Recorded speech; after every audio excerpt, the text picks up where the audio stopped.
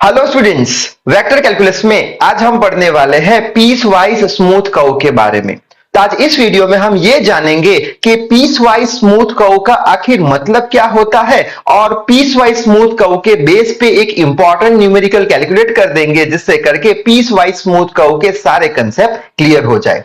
So I hope you are ready with your pen and paper. So without wasting much time, let us start this video. तो सबसे पहले तो हम piece wise smooth curve समझने से पहले smooth curve का मतलब समझ लेते हैं। अब स्मूथ कर्व यानी क्या, यहाँ पे कुछ मैंने कर्व बना के रखे हैं, इसे हम स्मूथ कर्व बोल देंगे। देखने से भी पता चलता है कि ये जो कर्व है इसके ऊपर कोई भी शार्प पॉइंट्स नहीं है, या फिर बोल लो ये दोनों कर्व कहां से भी ब्रेक नहीं हुए हैं, इसलिए हम इसे बोल देंगे स्मूथ कर्व। अगर ये स्मूथ कर्व का कोई इक्वेशन हमें दिया हुआ है r ऑफ t, सपोज करते हैं x, y, ऐसा कुछ इक्वेशन हमें दिया है ये कर्व का, ठीक है। अच्छा, तब अगर हम ये इक्वेशन को किसी भी पॉइंट पे अगर डिफरेंशिएट कराते हैं तो उसका डिफरेंशिएशन का आंसर r डैश t का आंसर 0 के बराबर नहीं होगा। इसका मतलब क्या हुआ कि हर एक पॉइंट डिफरेंशिएबल होगा। हर एक पॉइंट डिफरेंशिएबल होगा यानी जो डिफरेंशिएशन कराएंगे, ये हो गया हमारा आर टी, इसका डिफरेंशिएशन कराओ आर डैश टी, वो 0 नहीं होगा। इसका मतलब क्या निकला, डिफरेंशिएबल होगा हर एक पॉइंट इसका, ठीक है।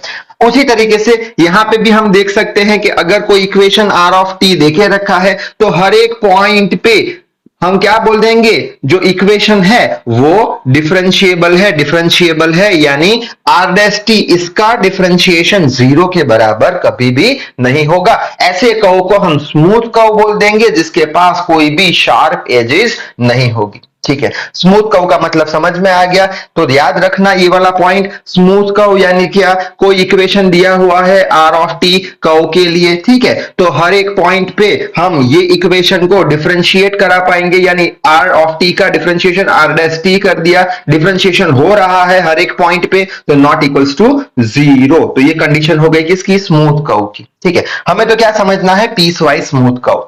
तो यहां पे ये दो पीस वाइज स्मूथ कर्व बना के रखे हैं, इसे कैसे समझे हम, तो ये फर्स्ट कर्व सपोज हम अज्यूम करते हैं ये स्मूथ कर्व है, ये भी स्मूथ कर्व है, ये भी स्मूथ कर्व है, ठीक है। यानी कि एक पीस ले लिया हमने इसका, तो ये स्मूथ कर्व, इसका एक पीस ले लिया, ये भी स्मूथ कर्व, इसका भी एक पीस ले लिया, तो ये भी स्मूथ कर्व। लेकिन ये तीनों पीस को अगर हम कनेक्ट करते हैं तब क्या होगा, तब यहां पे हमें कुछ शार्प पॉइंट्स मिलेंगे, ठीक है। शार्प पॉइंट्स मिले यानी इसका मतलब क्या हुआ, कनेक्ट करने पर अब ये स्मूथ कर्व नहीं रहा, और क्यों, इसके पास क्या आ गए, शार्प पॉइंट्स आ गए, इसलिए अब ये पीस वाइज स्मूथ कर्व बन चुका है। उसी तरीके से यहां पे भी हम देख सकते हैं ये स्मूथ कर्व है, ये भी स्मूथ कर्व है, ये भी स्मूथ कर्व, ये भी स्मूथ कर्व, ठीक है। यानी ये पीस वाइज स्मूथ कर्व है, क्यों, क्योंकि सारे कर्व को अगर कनेक्ट करते हैं तो ये कर्व अब स्मूथ कर्व नहीं रहेंगे, क्यों, इसके पास कुछ शार्प पॉइंट्स आ जाएंगे जहां से ये कर्व ब्रेक हो रहा है, यानी ये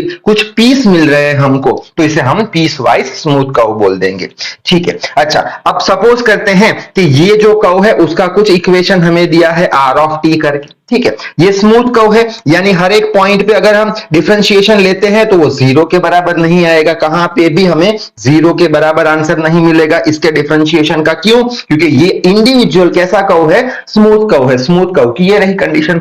उसी तरीके से यहां पे भी अगर हम डिफरेंशिएट कराते हैं तो डिफरेंशिएशन का आंसर हमें 0 के बराबर नहीं मिलेगा, डिफरेंशिएबल है। उसी तरीके से यहां पे भी अगर हम डिफरेंशिएट कराते हैं तो उसका भी आंसर आर डैश टी वो हमें 0 के बराबर नहीं मिलेगा क्योंकि डिफरेंशिएबल है, ठीक है।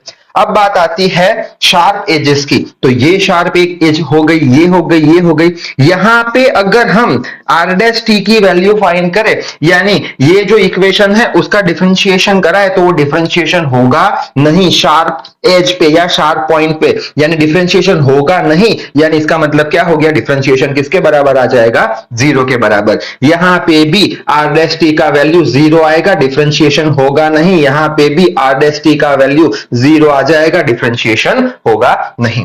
उसी तरीके से अगर हम देखें तो यहां कहां भी पॉइंट ले लो, या ये पॉइंट कोई भी पॉइंट हम ले ले तो r डैश टी का वैल्यू कैसा होगा, not equal to zero, differentiation possible है। उसी तरीके से यहां पे भी r डैश टी का वैल्यू जीरो नहीं होगा, यहां पे भी r डैश टी का वैल्यू जीरो नहीं होगा, डिफरेंशिएबल है, यहां पे भी सेम कहानी। लेकिन अगर ये 4 पॉइंट की बात करें, ये 4 पॉइंट की बात करें तो ये 4 पॉइंट पे अगर डिफरेंशिएशन लेते हो तो होगा नहीं, यानी कि डिफरेंशिएशन का आंसर कितना आ जाएगा, जीरो के बराबर आ जाएगा। तो इन शॉर्ट हमें क्या याद रखना है पीस वाइज स्मूथ कर्व में, कि पीस वाइज स्मूथ कर्व में क्या आएगा, एक तो शार्प पॉइंट्स आएंगे, ठीक है, और वो शार्प पॉइंट पे डिफरेंशिएशन पॉसिबल नहीं है, यानी जो इक्वेशन दिया है उसका डिफरेंशिएशन लोगे तो कितना आ जाएगा, जीरो के बराबर आ जाएगा। तो इन शॉर्ट एक कंक्लूजन हमें मिल चुका है क्या, कि अगर हमारे पास कोई एक पीस वाइज स्मूथ कर्व है और कोई एक पॉइंट पे अगर डिफरेंशिएशन जीरो आ जाता है, डिफरेंशिएशन जीरो आ जाता है, तो हम क्या बोल देंगे, ये हमें मिल चुका है इसका शार्प पॉइंट, ये पॉइंट पे कर्व ब्रेक हो चुका है।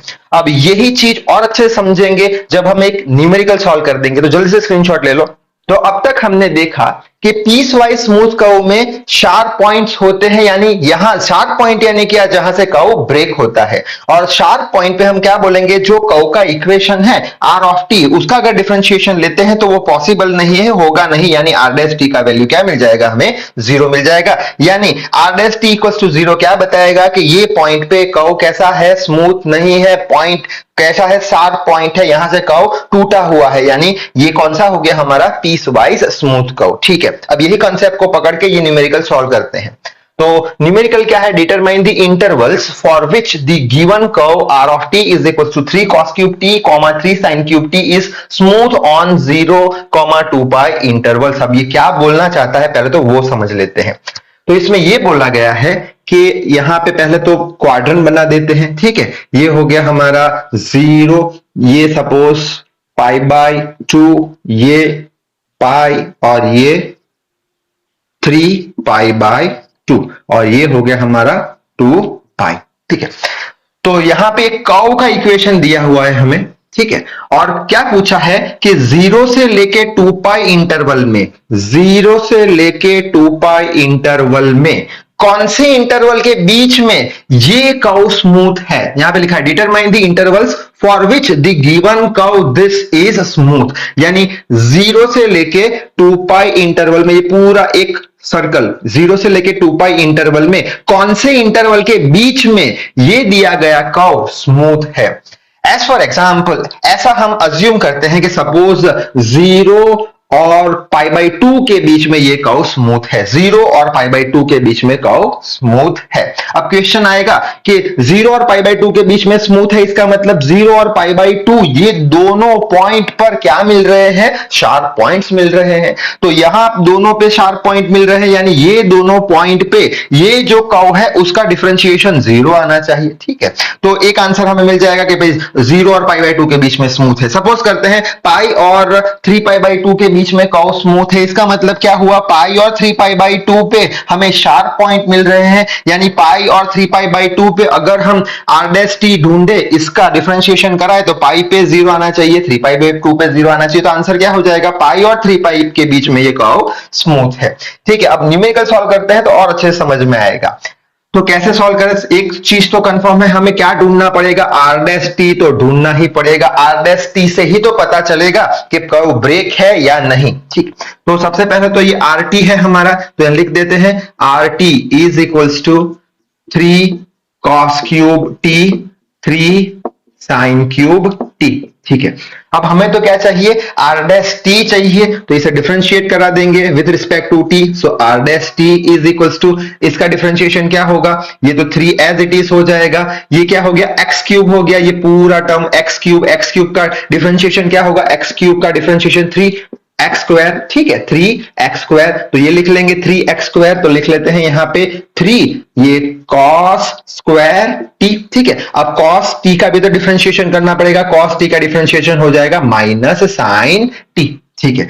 तो इसका तो डिफरेंशिएशन हो गया, अब इसका करेंगे वापस से, ये 3 आ गया यहाँ पे, ये क्या हो गया, x क्यूब हो गया, x क्यूब का डिफरेंशिएशन क्या होगा, x क्यूब का डिफरेंशिएशन होगा x क्यूब 3x, ये रहा स्क्वायर, और साइन टी का भी तो डिफरेंशिएशन लेना पड़ेगा, वो कितना हो जाएगा साइन टी का हो जाएगा cos टी। ठीक है, तो यहां तक हमें समझ में आ गया। अब इसको अच्छे से लिखते हैं, R dash T is equals to, ये 3 कॉस क्यूब टी और ये साइन टी, आगे माइनस साइन लगा देंगे, कॉमा करेंगे, ये कौन सी टर्म है, ये y वाली टर्म है, तो इसमें 3 sign square T into cos T. अच्छा, अब यहां पे ये x वाली टर्म है, यहां पे ये y वाली टर्म है, ये डिफरेंशिएशन हो चुका है हमारा, तो x वाली टर्म हमारी ये वाली है। ठीक है, तो ये x वाली टर्म को हम ऐसा लिख सकते हैं कि अलग कर देते हैं कि ये -9 cos cube T sine T, ये टर्म अलग हो गई, विच इज इक्वल टू 0। अब यहां पे ये हमारी टर्म कौन सी, 9 sine square T into cos T equals to 0।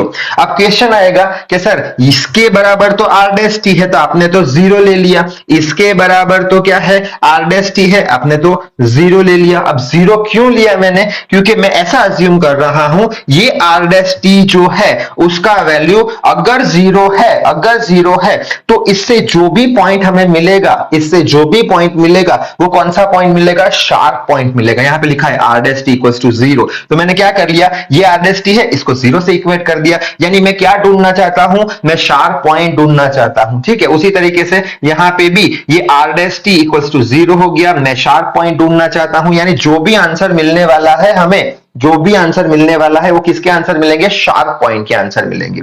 ठीक है, तो अब इसको क्या करें हम, ये 9 कॉस स्क्वायर है, तो ये क्यूब मैंने लिखा गलती से।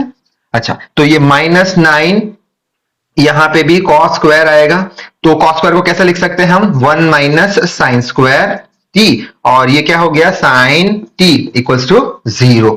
ठीक है, अब इसके फैक्टर मिल चुके हैं क्या, 1 minus sine square T is equals to 0, और दूसरा फैक्टर कौन सा मिला है, -9 साइन टी इक्वल्स टू 0। ठीक है, इसको सॉल्व करते हैं, 1 is equals to sine square t आ जाएगा। ठीक है, यहां पे क्या आ जाएगा, 9 को वो साइड ले जाएंगे तो sign T equals to 0।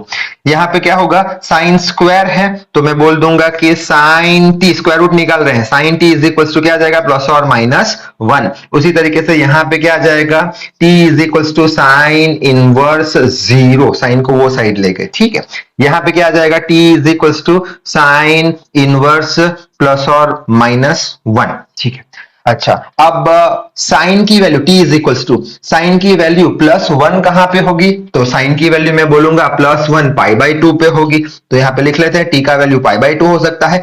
Sine inverse -1 भी तो है, -1 साइन टी की वैल्यू कब होगी, 3π/2, तो यहां पे लिख लूंगा मैं 3π/2, यानी ये हमें क्या मिले, ये हमें मिले शार्प पॉइंट। क्यों शार्प पॉइंट मिले, क्योंकि हमने क्या कंसीडर किया है, ये आर डैश टी जो है वो किसके बराबर है, 0 के बराबर है, तब जाके हमें क्या मिले, शार्प पॉइंट्स मिले। ठीक है, अब यही चीज यहां पे करेंगे, साइन इनवर्स 0, तो साइन का वैल्यू 0 कब होता है, तो साइन का वैल्यू 0 तो पहले तो 0 पे होता है। ठीक है, बाद में कहां पे होता है, पाई पे होता है, तो पाई लिख लिया, बाद में कहां पे होता है, 2π पे होता है, तो यहां पे 2π लिख लिया, तो दूसरे और शार्प पॉइंट हमें मिल गए।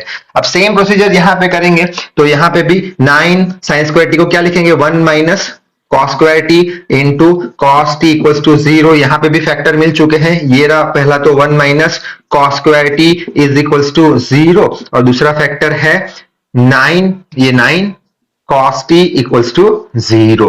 अब 1 is equals to cos square T, यहां पे क्या हो जाएगा, cos T is equals to 0, 9 नीचे चला जाएगा, तो कॉस टी स्क्वायर रूट निकालेंगे तो प्लस और -1 आएगा। उसी तरीके से यहां पे t is equals to cos inverse 0 आ जाएगा, यहां पे t is equals to cos inverse plus और -1 आ जाएगा। अच्छा, अब कॉस का वैल्यू +1 कहां पे होगा, तो मैं बोलूंगा कॉस का वैल्यू +1 0 पे होगा, तो t इक्वल्स टू 0। कॉस का वैल्यू -1 कहां पे होगा, कॉस का वैल्यू -1 यहां पे होगा, पाई पे। ठीक है, कॉस का वैल्यू और +1 कहां पे होगा, 2π पे भी तो होगा, तो ये 2π, तो यहां पे हमें क्या मिल चुके हैं, शार्प पॉइंट्स मिल चुके हैं। उसी तरीके से अगर इसकी बात करें तो t is equals to cos का वैल्यू 0 कब होगा, कॉस का वैल्यू 0, तो कॉस का वैल्यू 0 π/2 पे एक तो मिलेगा, हमें π/2 पे मिलेगा, और कहां पे मिलेगा, 3π/2 पे भी मिलेगा, 3π/2। ठीक है, अच्छा तो हमें ये सारे कौन से पॉइंट मिल गए हैं? Sharp points. क्यों? r' हमने क्या लिया है? r' 0 के बराबर लिया है। तो यही शार्प पॉइंट हम यहां पे लिख लेते हैं। तो शार्प पॉइंट कौन से मिले? पहले कहां से शुरुआत करें? एक तो 0, दूसरा कौन सा? दूसरा यहां से ले लेते हैं π/2। π/2 के बाद क्या आता है? 3π/2। π/2 के बाद एक पाई रह गया, पाई ये रहा, पाई फिर ले लेंगे 3π/2। 3π/2 फिर 3π/2 के बाद कौन सा आएगा? 2π। ठीक है, तो ये क्या मिल चुके हैं हमें? ये मिल चुके हैं हमें शार्प पॉइंट्स। तो ये शार्प पॉइंट हम मार्क कर देंगे। तो 0 पे एक यहां पे शार्प पॉइंट है, π/2 यानी यहां पे एक शार्प पॉइंट है, यानी 0 और π/2 के बीच में, 0 और π/2 के बीच में हमें क्या मिल रहा है? हमें मिल रहा है स्मूथ कर्व। ठीक है, तो 0 और π/2 के बीच में स्मूथ कर्व मिल रहा है, तो ऐसे कुछ बना देते हैं। एक्चुअल में क्या होगा हमें पता नहीं, लेकिन 0 और π/2 क्या है? शार्प पॉइंट है, तो शार्प पॉइंट के बीच में हमें कर्व मिला, स्मूथ कर्व। ठीक है, कर्व 1। अच्छा, बाद में किसके बीच में मिलेगा? π/2 और पाई के बीच में, क्योंकि शार्प पॉइंट है π/2 और पाई, ये भी शार्प पॉइंट है, तो दोनों के बीच में यहां पे लिख लो π/2 और पाई, ये दोनों के बीच में भी एक स्मूथ कर्व मिलेगा। ठीक है, तो ये कर्व नंबर 2 हो गया, ये कर्व नंबर 2। बाद में 0 से π/2 के बीच में एक मिल चुका, π/2 से पाई के बीच में मिल चुका। अब π/2 से 3π/2 के बीच में, सॉरी पाई से 3π/2 के बीच में भी एक स्मूथ कर्व मिलेगा, कर्व नंबर 3। पाई से लेके 3π/2 के बीच में भी एक स्मूथ कर्व मिलेगा, कर्व नंबर 3। और आखिर में 3π/2 और 2π/2, 3π/2 से लेके 2π के बीच में एक स्मूथ कर्व मिलेगा, ये रहा स्मूथ कर्व। ठीक है, ये कर्व नंबर 4। ठीक है, अब ये शार्प पॉइंट्स क्यों मिले हमें? क्योंकि हमने क्या किया था? r' को 0 से इक्वेट कराया, शार्प पॉइंट मिल गए। तो दो शार्प पॉइंट के बीच में जो भी कर्व है वो स्मूथ कर्व है, तो हमारा आंसर क्या हो जाएगा? हमारा आंसर ये हो जाएगा, यहाँ पे कर्व 1 मिला, यहाँ पे कर्व 2 और यहाँ पे कर्व 3 और यहाँ पे कर्व 4 मिला। सो आई होप स्मूथ कर्व के सारे कंसेप्ट आपके क्लियर हो चुके होंगे। ज्यादा से ज्यादा न्यूमेरिकल प्रैक्टिस करना। तो इस वीडियो में बस इतना ही। So till then read hard, work hard. Thank you very much.